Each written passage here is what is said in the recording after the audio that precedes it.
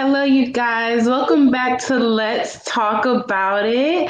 If you don't know already, if you have not seen our show, I am Dawn.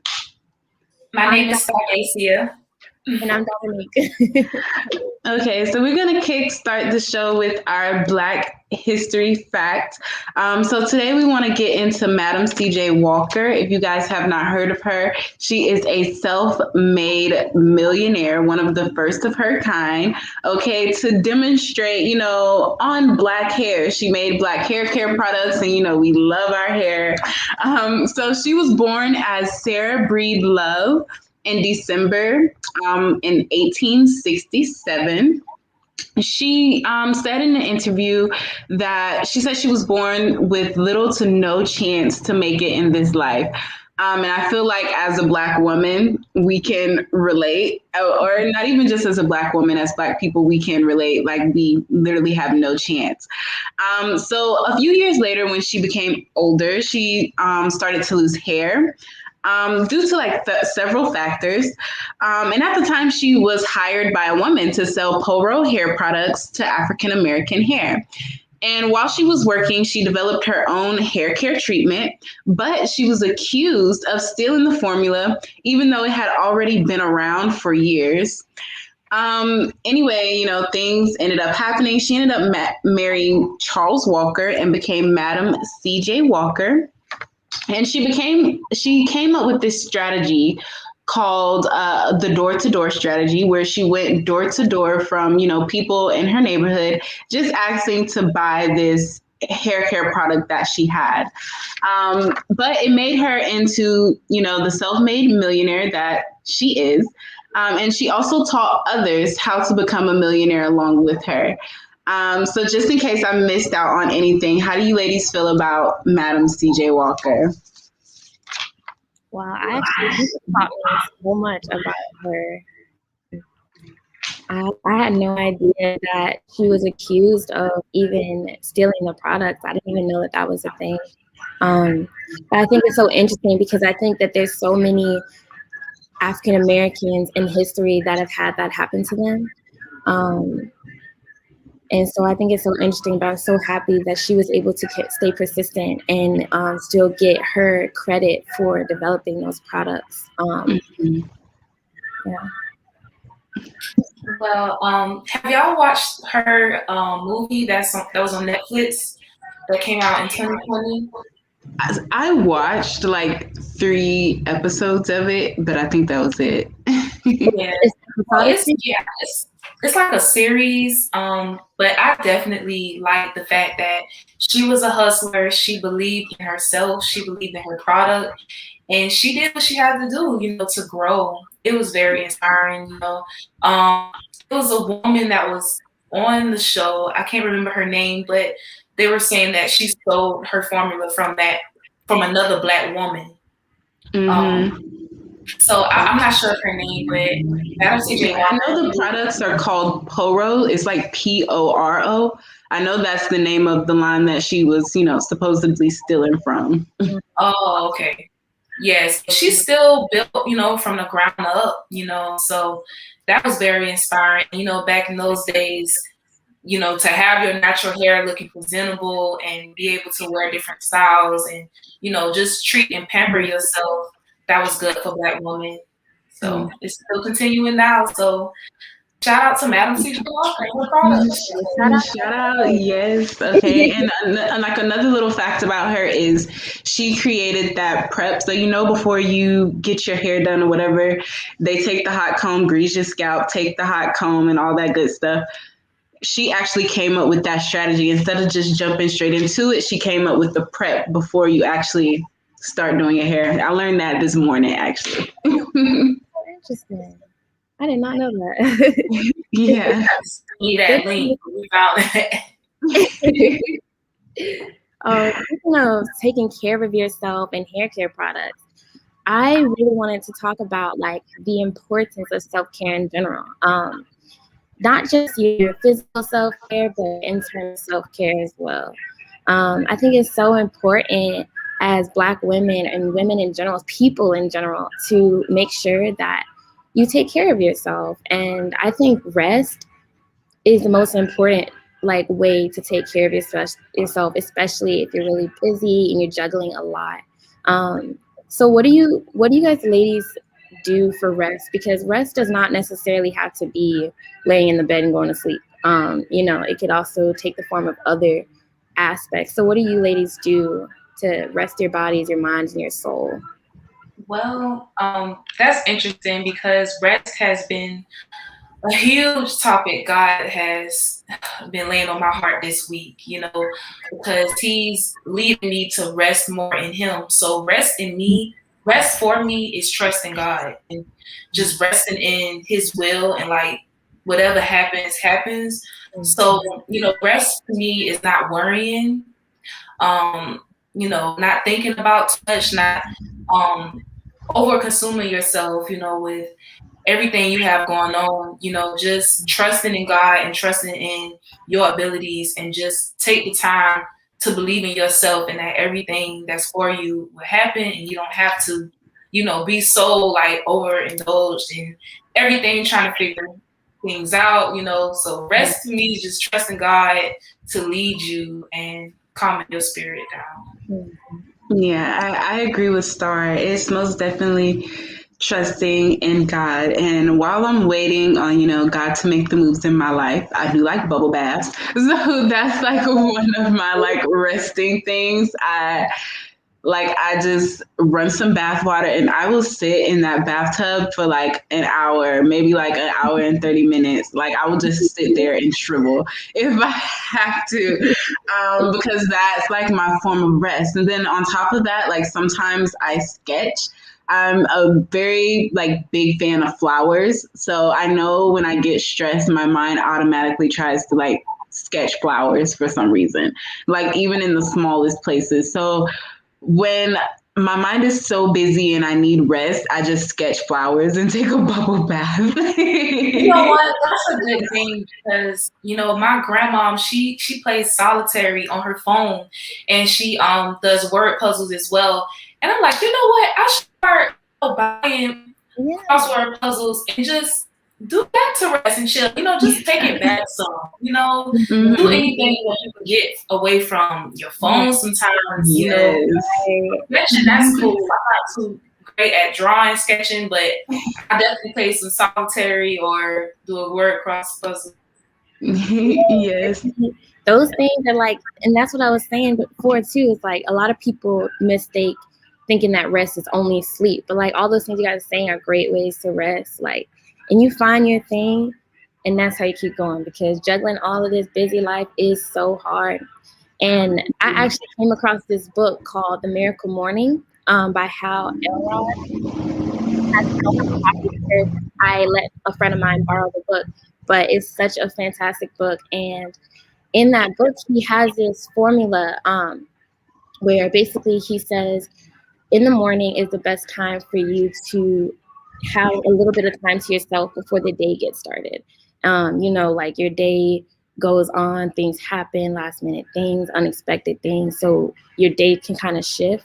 So if you wake up earlier than you normally would wake up, he says even just 5 minutes of doing this, and he calls it the lifesavers, which is silence, affirmations, visualizations, exercise, reading, and scribing. And he says if you do these 5 things in the morning, it could really profoundly change your life. And so I started actually implementing these things, and over the years, it's kind of morphed into my own routine. And for me, I love to get up in the morning. I'll do yoga, and that yoga encompasses all of those 3 things I said: my silence, my meditation, my affirmation, my exercise too. And then I might read like something that's inspirational, something that'll keep me going.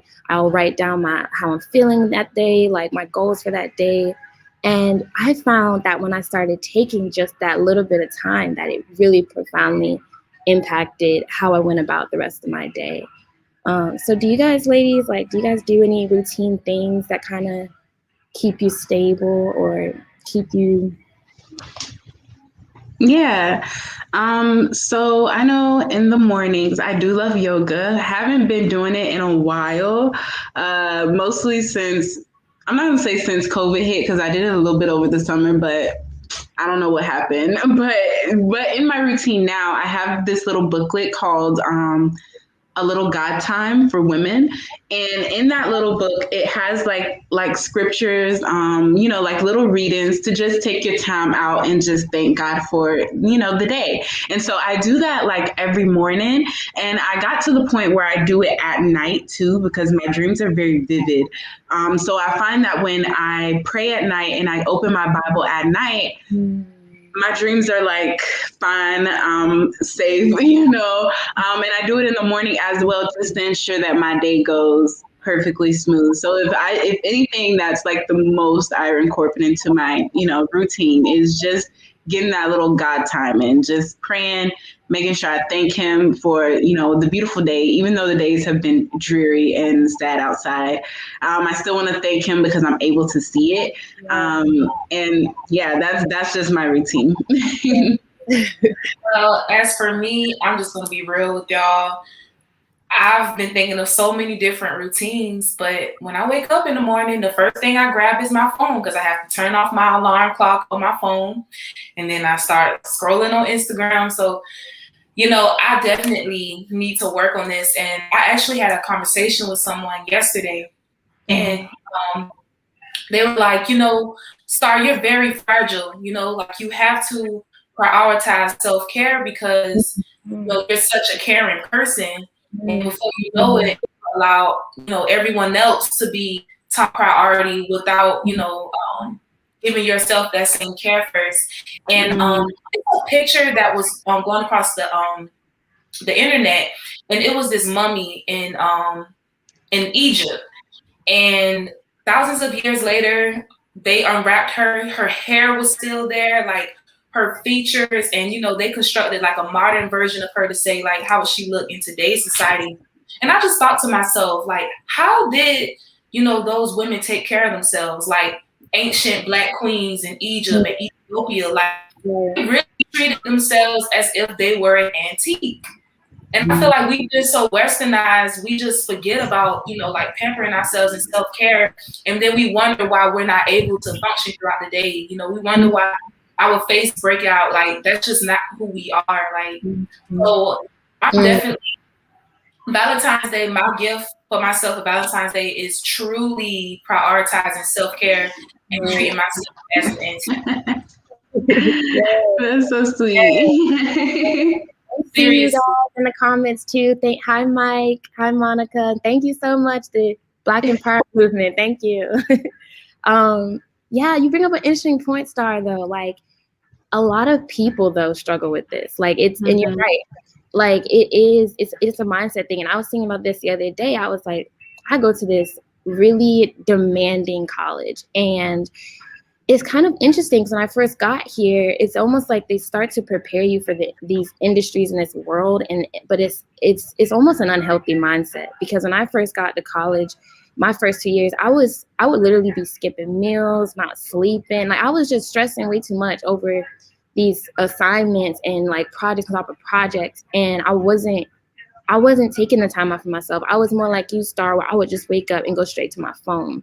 And that instantly puts all of the day's responsibilities and pressure immediately on you. That's the first thing you do. And so like Dawn was saying too, like it's also nice to do it before bed too, because you can prepare your mind, body, and spirit.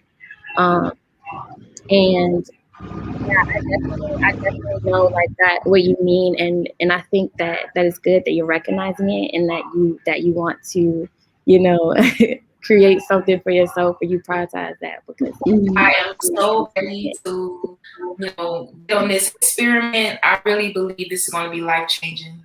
Just being more sensitive with yourself. Yes, yes, absolutely. Absolutely. Yeah, I feel like she said, when she said she wakes up in the morning and scrolls. I haven't got to like that point, but I do find myself, when I'm bored, just aimlessly scrolling, knowing that I could be doing something productive with my time. I'm like, you know what? I'm just going to scroll on TikTok. And I find myself there for like an hour or two. And I'd be like, dang, like when I looked up, it was 4 o'clock. Now it's 6 o'clock. Oh my gosh. So I do feel that, being, more fragile with yourself. That's really nice. Yes. And speaking of like communicating with your spiritual gods or God or whoever you believe in, I got the opportunity the other day to speak with a young woman named Jayla. She actually just co-wrote a book with a girl named Treylani, and I got to do an interview with her about the book. And so I'm so happy that we get to share that now with you guys and give you guys a little insight on her latest book. Okay.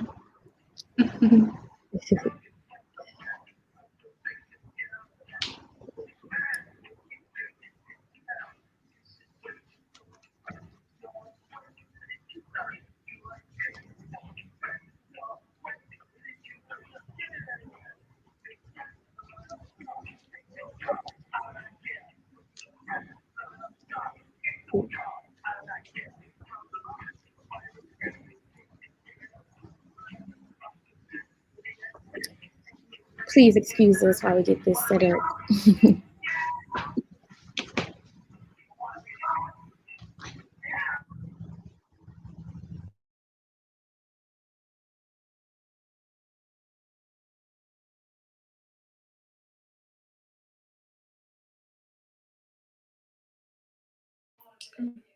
Oh, can you hear?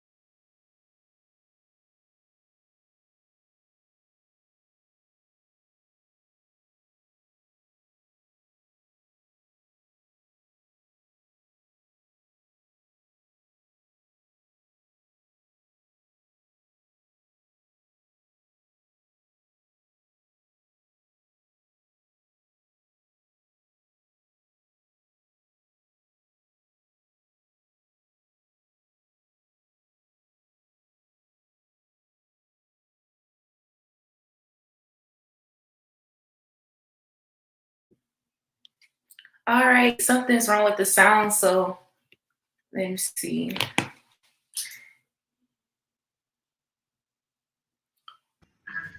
We Okay. have to come back to that clip later because of the sound.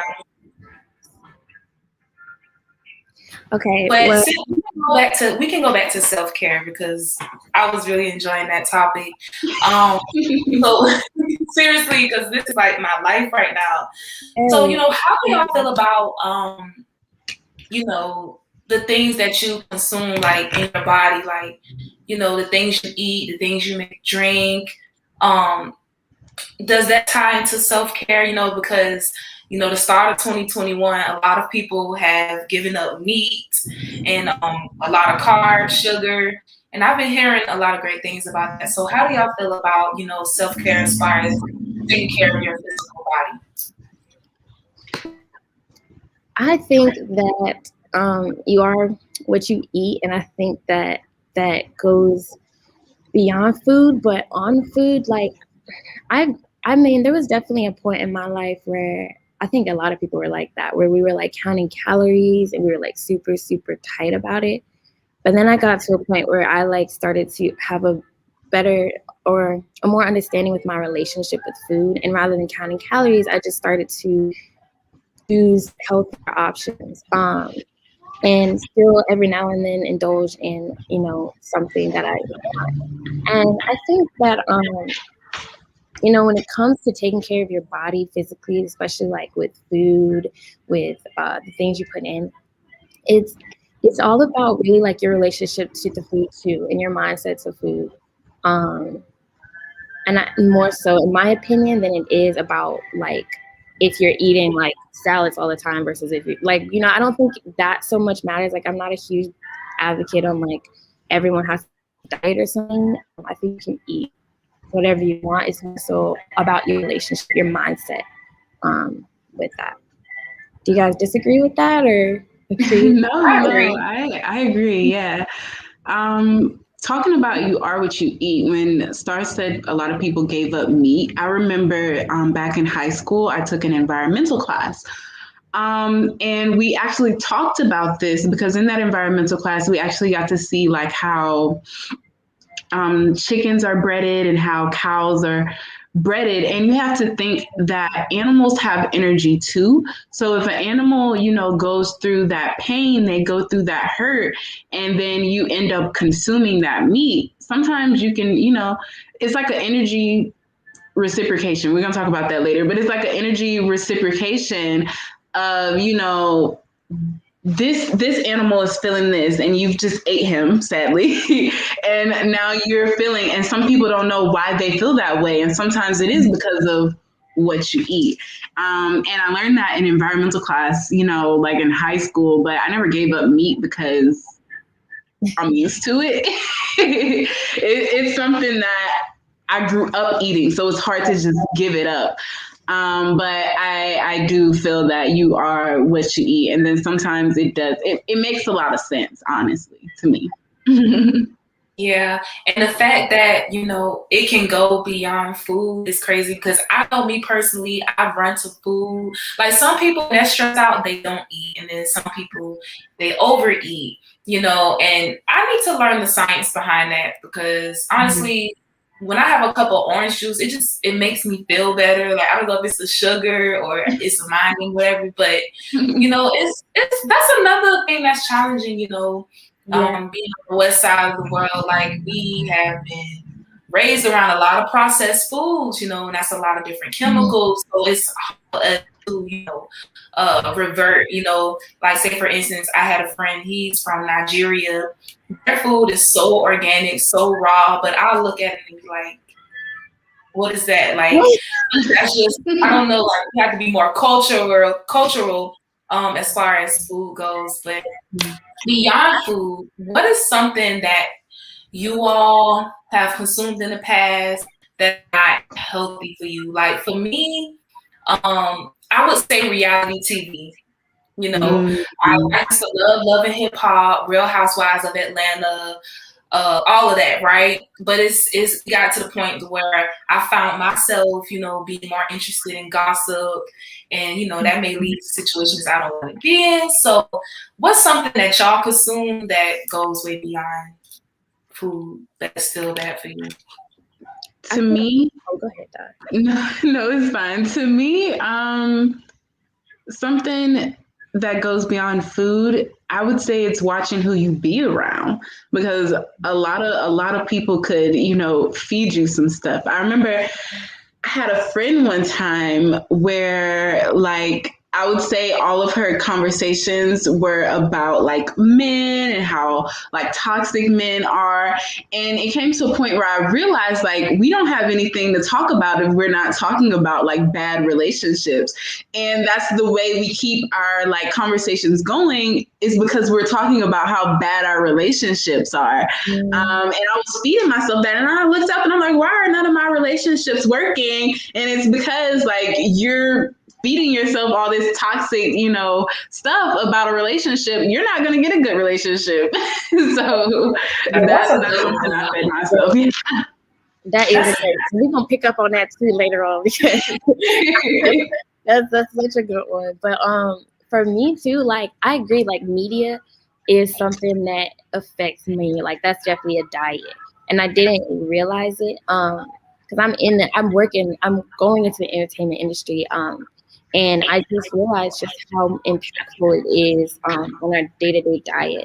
For me, like with music, for example, I noticed like if I'm listening to certain genre music, it's gonna put me in those vibrations. I'm gonna be angrier or like frustrated for whatever reason. But it's like, so unpopular opinion for some people, but I love like country music because to me it's so peace, like most of it's just peaceful and it's very like this.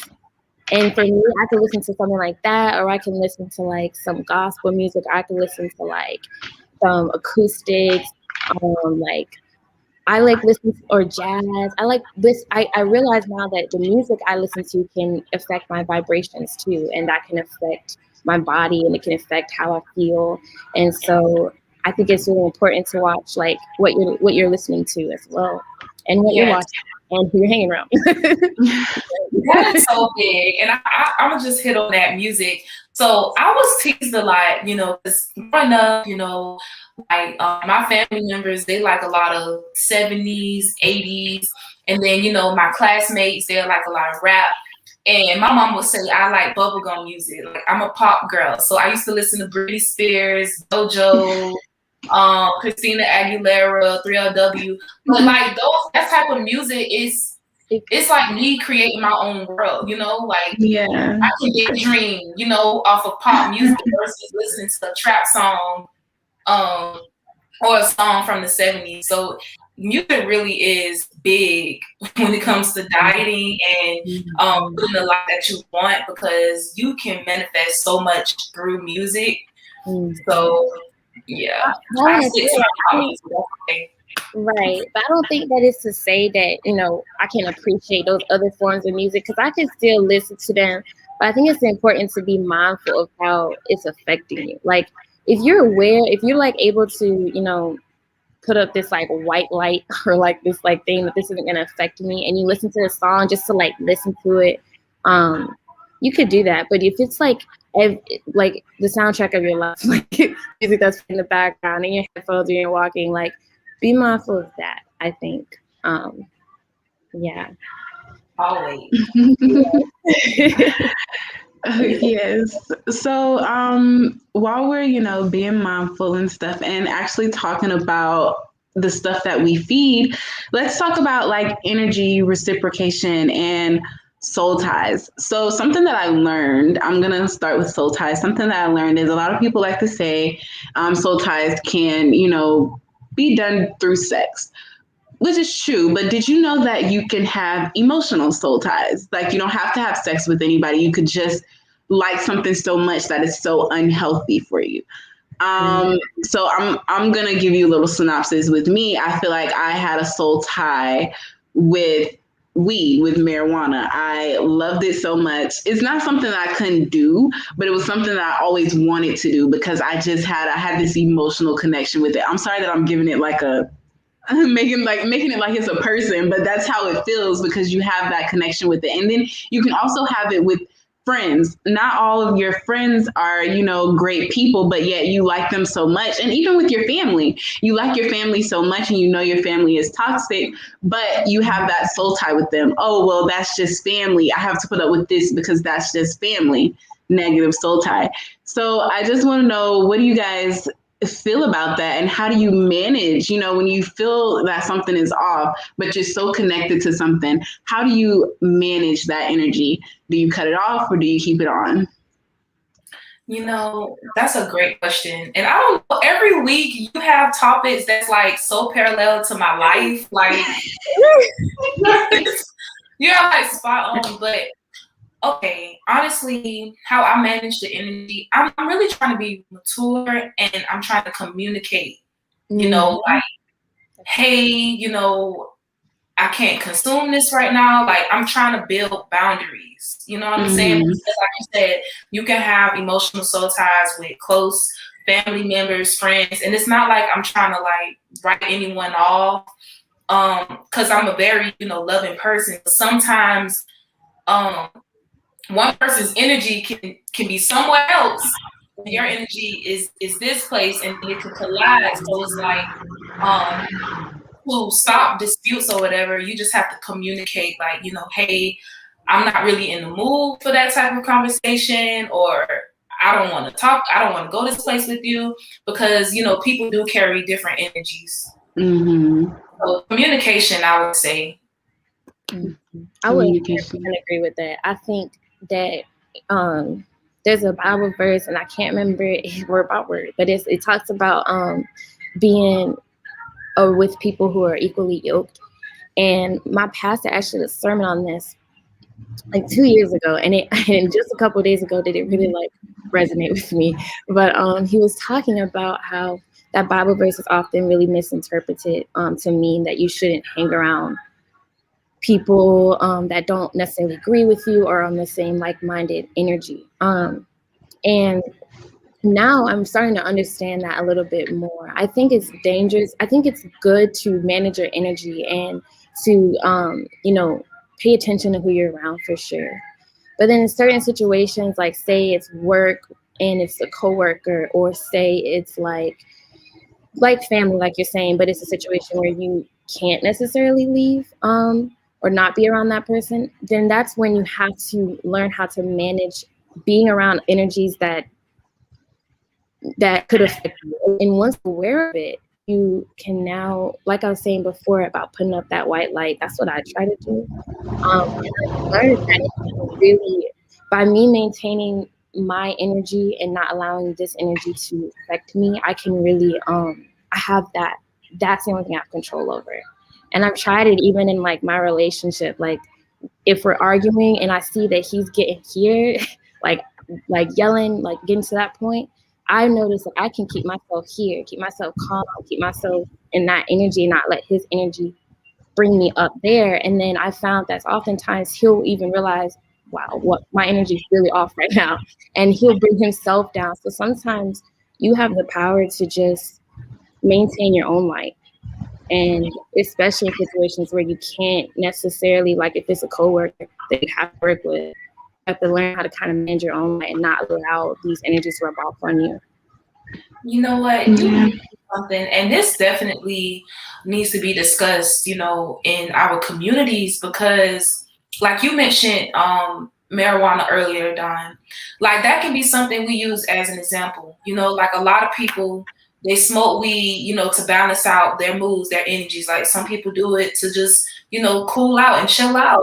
So it's like they understand that energy carries and energy affects others. So it's like when you're not smoking, or if you're at work, if you're at a workplace and you just sense yourself being extra and the people around you is just trying to mellow out, like wouldn't it be respectful to, try to adjust the energies in the room? Like that's something we don't discuss, and that causes a lot of friction in the workplace. Most definitely. It doesn't have to be all of that. A lot of that tension is unnecessary.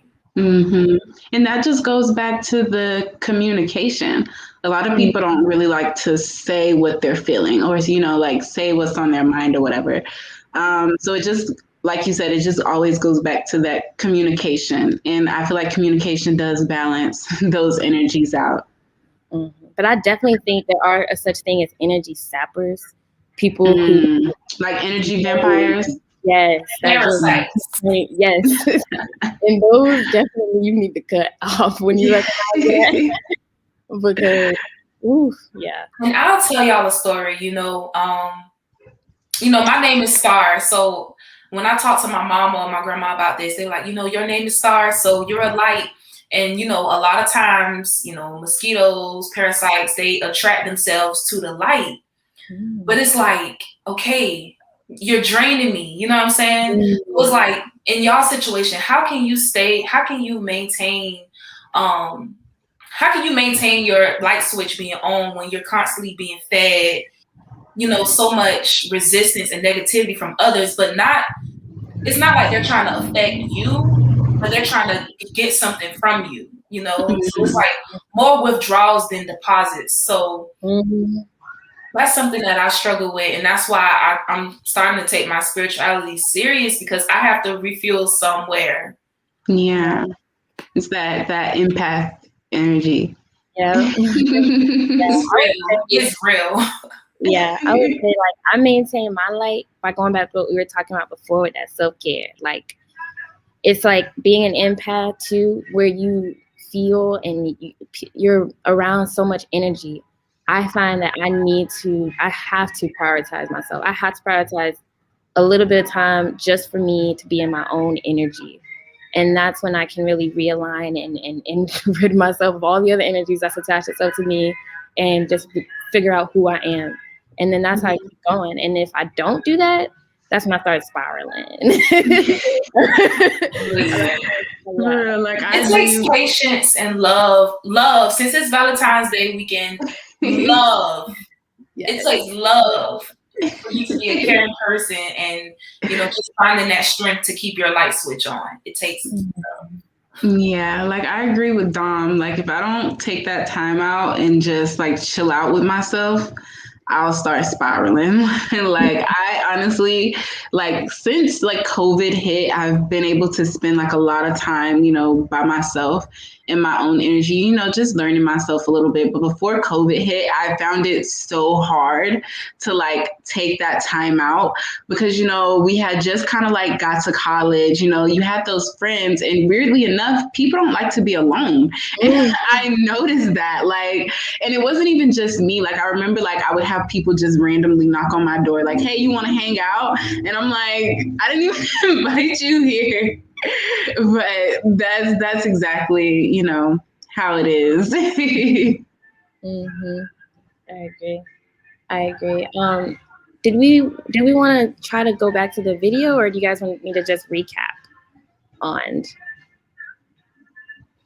I can recap on what we talked about and give you guys a little. I mean, yeah, it's up to you.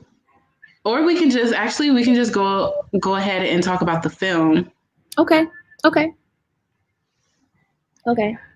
So I just recently watched this movie on Netflix. I don't know if you guys have seen it, but it's called Malcolm and Marie.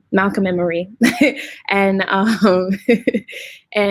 so the film is starring Zendaya and I cannot remember the other guy's name right now off the top of my head. Can you guys help me? Do you guys know his name? I think it's Malcolm, or you talking about the guy? His name is like John or something like that. Yeah, I think it's like, I cannot remember. I'm so sorry, but Sam Levinson. John Washington David. John Washington Davis. There it is. Yes. And so I got a chance to watch it the other day, and I found it to be really interesting. So first of all, the movie was made in over COVID. So last year, like right after everything got shut down. And Zendaya was working on Euphoria with the director Sam. And so they got shut down. They decided to sit down together and like write this script. And it was like all in secret. And they made this whole movie over COVID. It was like one of the only films that got produced during COVID. And so it was just aired on Netflix. And so far it's gotten a lot of mixed reviews. A lot of people feel like it's a negative depiction of love or like they have like they feel like it should depict less of the hardships, but then some people feel like it's an accurate representation of like what love could look like behind closed doors. And what Sam and Zendaya were talking about when they were writing the script was this thin line between love and hate, and how it's when you're in a relationship with somebody, they're able to push buttons and hit triggers more personal to you than someone on the outside. And so they wanted to depict this in the most raw, accurate depiction. But of course, there's still people that are like, no, like why? Like what is this? So what did you guys think? Did you guys get a chance to watch the movie? So I think it was toxic. I think it was very toxic. And, I was watching it and it seemed so familiar. Like, it seemed like I had been here before. Like, and like when he was talking to her, like I was getting offended. Like, I'm not going to take sides on like who was right or who was wrong. But like, I literally felt like I was in that argument. Like you were triggered. Yeah, like I was triggered. Like I was like, wow, like I feel so attacked right now because to me he was portrayed as a narcissist, and I've dated a few narcissists and it does not feel good at all. So I was very much triggered by the film. But as far as like the aesthetics go, the black and white, love that. And I love the way that it all happened in one place. That was something that stuck out to me. I'm not even gonna lie, I kind of got bored of it because my mind jumped, and because they stayed in that one place and, in the house or whatever, I kind of got like disinterested, but what kept me coming back was the arguments. Like it would stop, you think they're done, and it would just go a whole round of something else again. Like it was so intriguing, but so toxic. I definitely have to watch the movie. I didn't get a chance to watch it, but I heard about it being a lot of mixed reviews. But how did y'all, like, what were y'all thoughts on Zendaya's acting skills? Because, you know, Zendaya has been getting, you know, a lot of different Academy Awards for acting. So how did she do with this? Amazing. I think she did really good. And I was really hurt because I saw some critical reviews talking about how they didn't like this Zendaya and how she was trying too hard and how, like, her facial expressions, the reactions were too predictable. I was like, no. I love her, girl. I think she did a great job. And the one thing about the movie, though, is I do agree with Dawn, is I feel like they did make it more, it was easier to hate him than it was to hate her. Like, you know what I mean? Like, even though she did have her moments where she said some stuff, it was like, but overall, he was just so narcissistic and just, ugh. But you can't because listen, that triggers a lot of women, you know, those type of situations with narcissists. But you don't want to take sides because like she had a role in it as well. Right. So you don't want to take sides, but I feel like it most definitely triggered an emotional response. Like when you get done watching this movie, you're probably going to want to go to sleep because it's going to like drain your emotions out of you. And I'm just watching with y'all because Valentine's Day tomorrow. Why did they wait to release this around Valentine's Day? People want to feel loved. Yeah. Somebody in the comments just pointed out that John David Washington is the son of Pauletta and Denzel Washington. Oh, I may have to watch this movie then. I didn't know that, but the movie, it goes back to like what Dawn was saying. Yeah, this is like the weekend of love, but like she was saying, it's a thin line between love and hate. Yes, and I think that like big thing though, with this movie, like, yeah, it was toxic. Yeah, it depicted that, but I don't think that it should be censored in that sense. I think that, you know, it is Valentine's Day weekend. We do want to talk about love and stuff. But I think we should stop dancing around these topics because this is the reality of a lot of people are triggered by it because they've experienced it in some aspect. Maybe not to the full degree, but something about it triggered them because they've experienced it in some aspect. And so on that topic, like, I wanted to talk about like Black couples specifically and unique challenges around dating in today's society. I had found this article from 1995 in the LA Times, and it was analyzing the nature of Black relationships. And a Harvard psych professor named Alvin F. Poisson, I don't know if I'm saying that correctly, but he had quoted saying, Black men and women have for the past several decades been wired in a never-ending battle, each generation rehashing the same old issues. We are in a state of crisis and we must act now. And so and this was written in 1995. And so I was wondering if you believe that this is still a persistent issue in today's generation. Is generational trauma being passed down and affecting how we're able to have intimate relationships? You know, I think that's interesting because 95 was my birth year. So, and I know that I grew up around a lot of children who parents never married or they were from a divorced household. And, you know, this is a very touchy subject because I'm not sure of the statistic, but like as far as Black love and like Black households, healthy households, is minimum to none. And I feel like probably what's challenging number one is I would say money. It's harder for Black men, you know, to make it in today's society. And if a man can't provide, you know, his ego is, struck, and then that leads to other issues. If the Black woman have to go out and work and, have different jobs and, can't spend the time that she needs with herself, self-care first, and then she has to take care of the children. So it just put a lot of pressure. I believe like the finances put a lot of pressure on Black households, because it's just been an imbalance between, Black men being able to find jobs and support their families versus Black women. So I think that's challenging as far as like married couples. But since we're young, I'm gonna hit on something that we probably can relate to, and so many different things. I would say the media. Like they do not glorify Black men who's loyal, who loving. Like, let's say in 95, they were still making love songs. Guys were still singing Tony, Tony, Tony, or New Edition. Like it was still felt like the R&B scene was still present.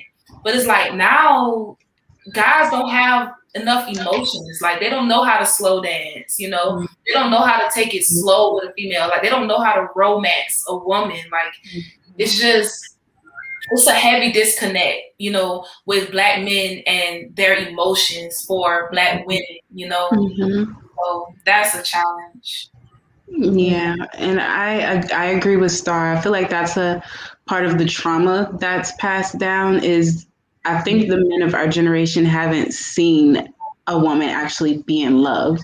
I know a lot of men of our generation are mama's boys, but weirdly they haven't seen a man love his mama, if that makes sense. So they love their mom, of course, but they haven't seen like a man actually step in. And I feel like that's a trauma that got passed down with men just not knowing how to love, or with women too. It's with women, I feel like she was going back to that marriage dynamic.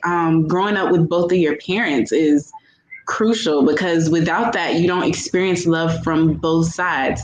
You have mommy issues and you also have daddy issues, and it all came from trauma. So yeah, so for me, it's still an issue. I do believe that trauma can be passed down, and if you don't heal it, then you're just going to pass it to your kids, and it's just going to be a repeating cycle. And I think it also applies to women as well. Like on that topic, like a lot of women have grown up with a single mother, and have seen maybe the hardship she's faced with dealing with men. And then aunties and other women in your life you've seen just kind of deal with these things. It can almost put you in a mindset to believe that you don't have high expectations of men.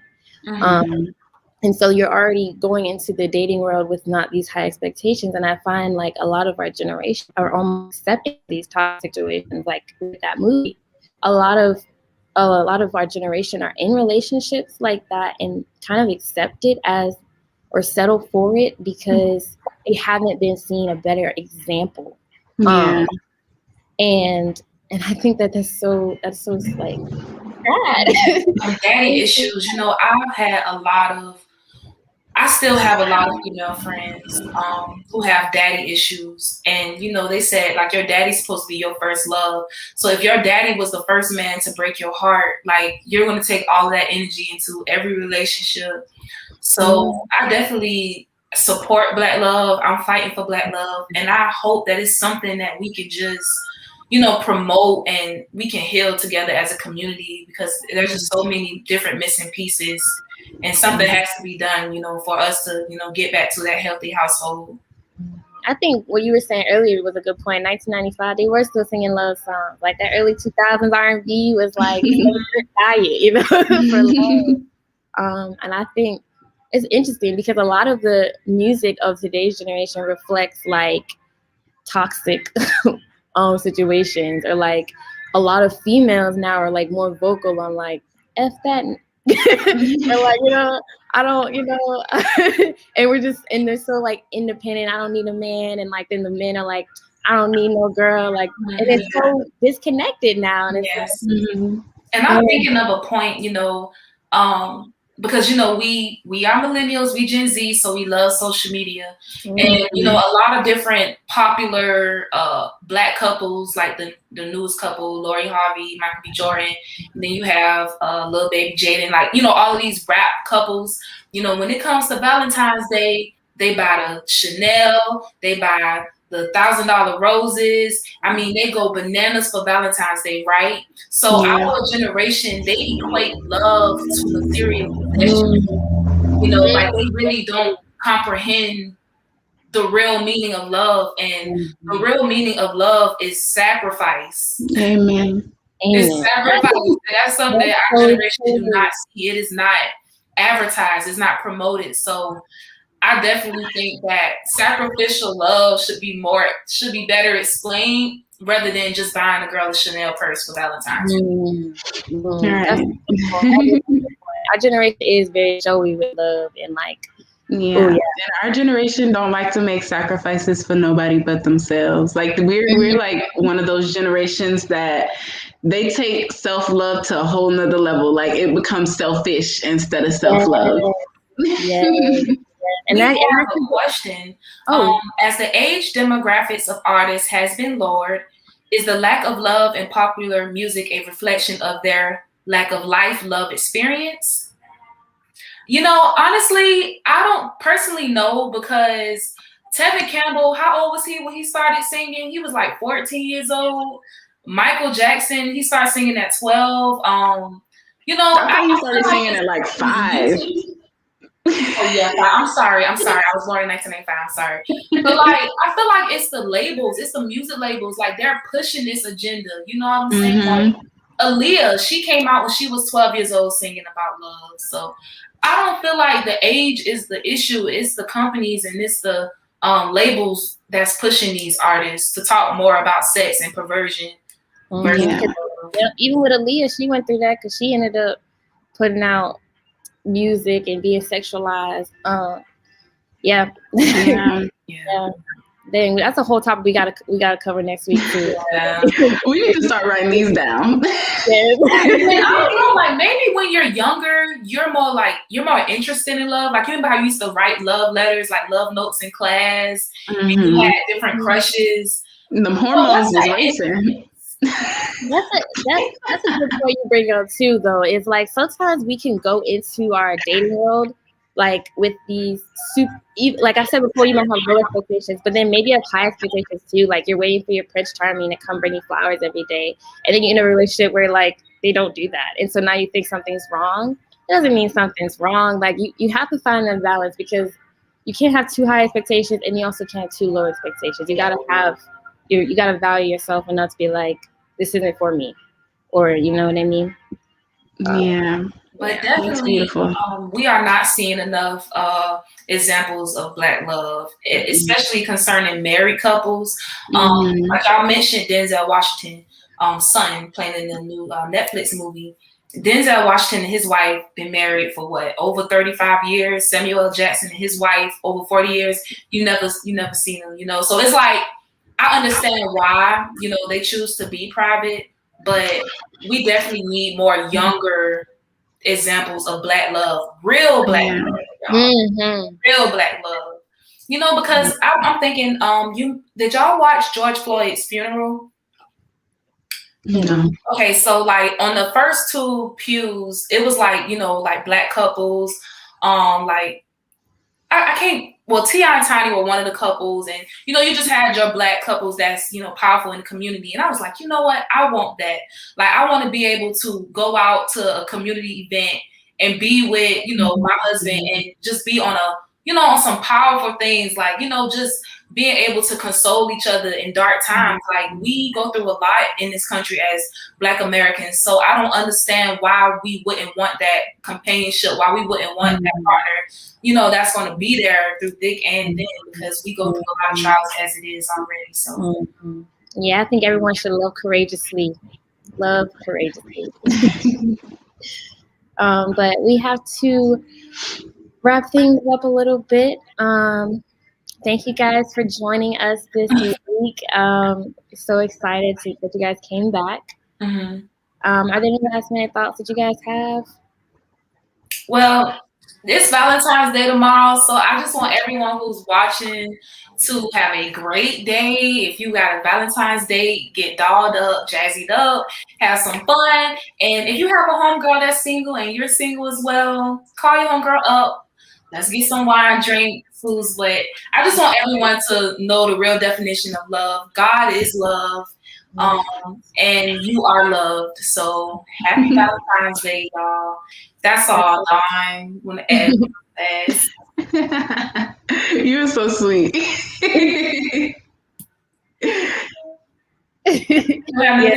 Oh no, I don't have anything to add. Just go ahead. Enjoy your weekend. I'm actually about to do some homework, probably take a nap. Enjoy your weekend. Like she said, God is love. So, you on social media, because I know I'd be doing this. I'd be on social media. I'd be like, oh, I wish that was me. Right. Go ahead. Just realize that your time coming, or do it for yourself. I'll do it for myself. You never know what other people going through. They like to flex for the gram now. So don't let the posts get on your nerves, y'all. They just flexing. But that wraps up this week's show. Let's talk about it. We're live every single Saturday at 1 p.m. Eastern. Where we show basically talking about anything that comes to mind concerning our community, our generation, the millennial and Gen Z generation. So thank y'all for tuning in, and y'all have a great weekend. See y'all next Saturday. Bye.